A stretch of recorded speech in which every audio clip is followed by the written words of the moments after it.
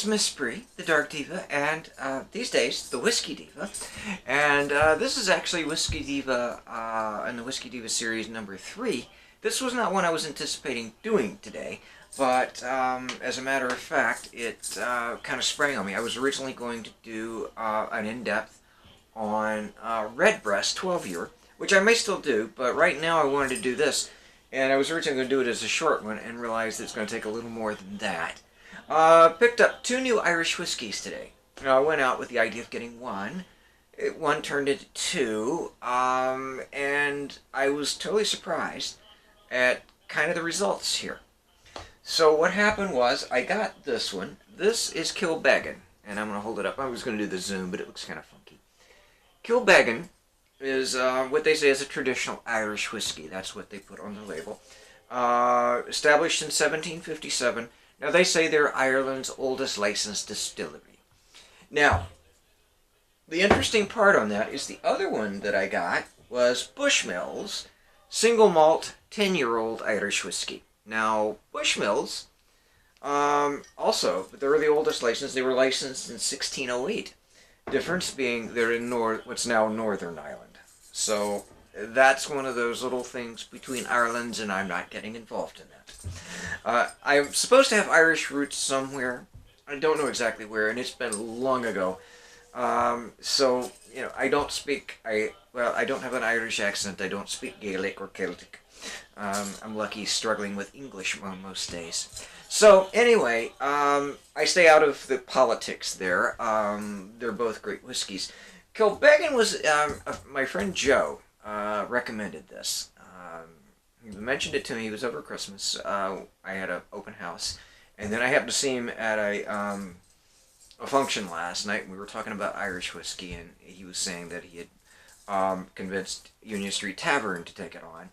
And so I bought it, tried it, basically his recommendation. And in fact, it's only $29.99 at my Joe's Fine Wine and Spirits.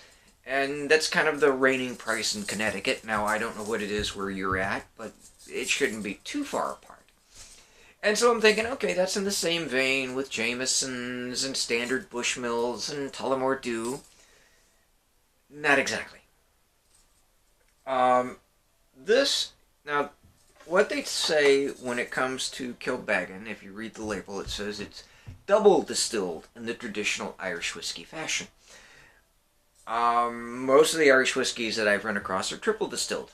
Some interesting dichotomy, if you will, or contradiction, however you prefer to look at it. So that's kind of interesting. What I have found is that this is a lot more character than the typical for the dollar money. Now, this is more like, I would equate this closer to the Irishman, which is a small batch. The Founder's Reserve that I tried when I did my previous whiskey tasting, and which we will be doing in-depth on. It's got a lot more character than you expect. There's a certain sweetness to it. If I had to compare it to something, it's almost more like a Highland Scotch single malt without the, of course, Highland doesn't have as much peat. This has no peat, so there's a little bit of difference there, but it's a lot of similarities. I was actually quite surprised. It's very pleasant.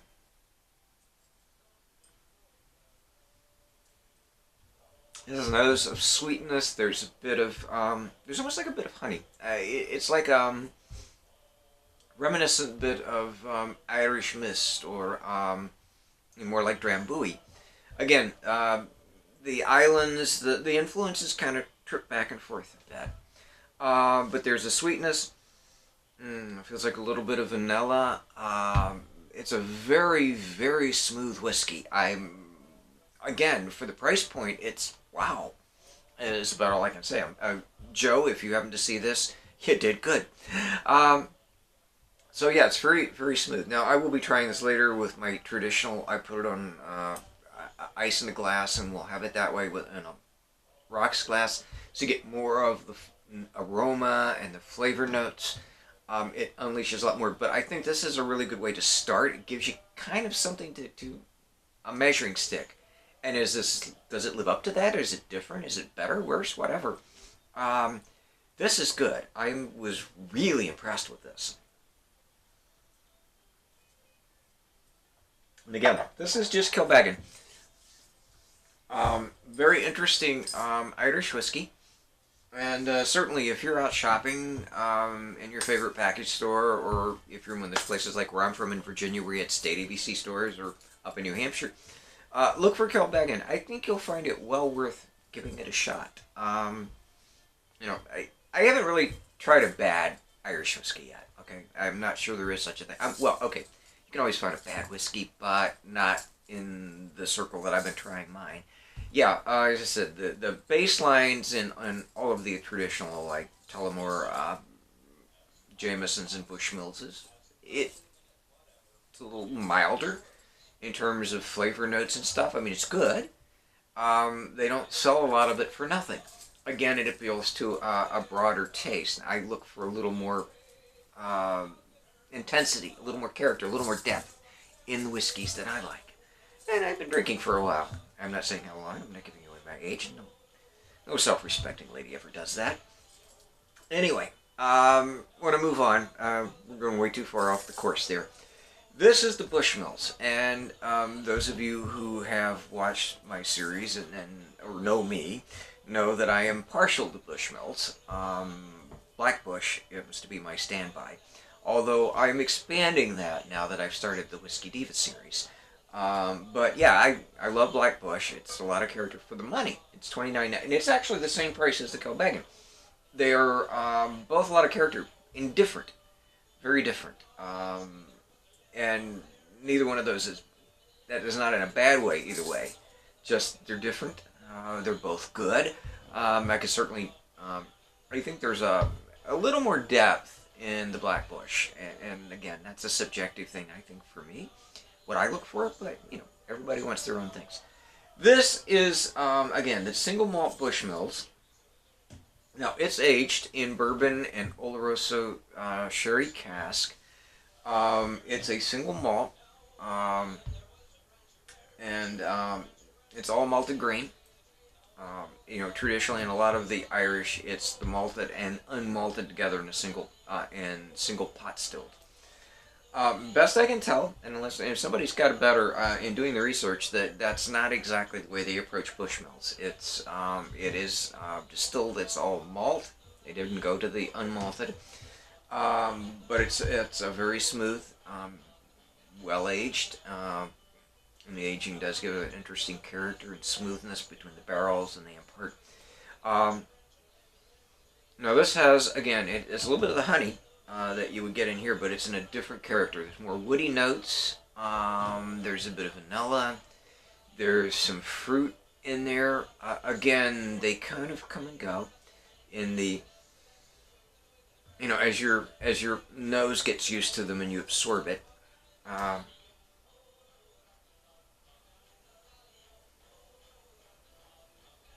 Oh, that is incredibly smooth. I mean, that is smooth whiskey. I mean, there's like little or no burn. It is just smooth on the tongue.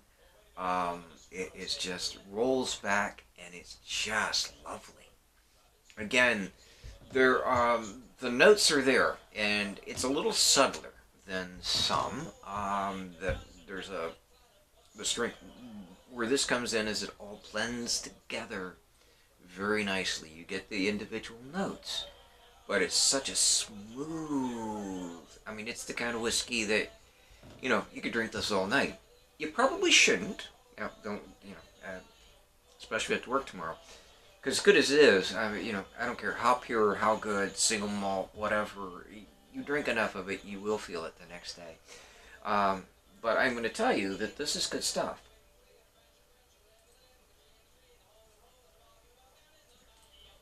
Now, how would I compare this to, say, Redbreast, for example?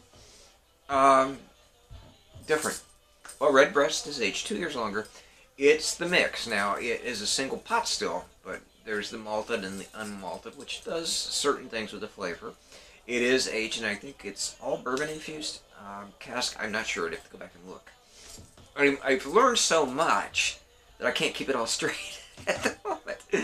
It is hard because I was just doing today. I was doing some research and I was reading about the how the history of Irish whiskey. Very interesting. If you have an opportunity, go to some of the sites. Like if you go to Irish distillers or you go to Bushmills, and you go to some of these sites and you trace the history of Irish whiskey. Amazing. The ups and downs, the fight over what defined whiskey, and if you notice, Irish whiskey, they put the E, and some of they don't. That all had to do with when the still, and I'm trying to remember the name of the still now. They came up with this, a guy used to be in charge of the excise tax. Developed a still, patented a faster still, and I can't remember the name of it, so yeah, that's okay, well, I'll remember it the next time. Anyway, it was faster and everything, but it wasn't like the single pot still, which the Irish distillers clung to. And that was sort of kind of the beginning of the end for a while. Everything else, World War I, American Prohibition, the Irish independence, and the list goes on. It has recovered, and they have rediscovered. They went down to like 3 distilleries in the entire country. Well, and I'm not sure, or maybe on the entire island, because I'm not sure if they included Bushmills up in Northern Ireland. Again, that's one of those political things, and I'm not going there. Anyway, now it's taken back off. You know, Irish is very popular, and everybody's after it. They recognize they're trading on their quality aspect.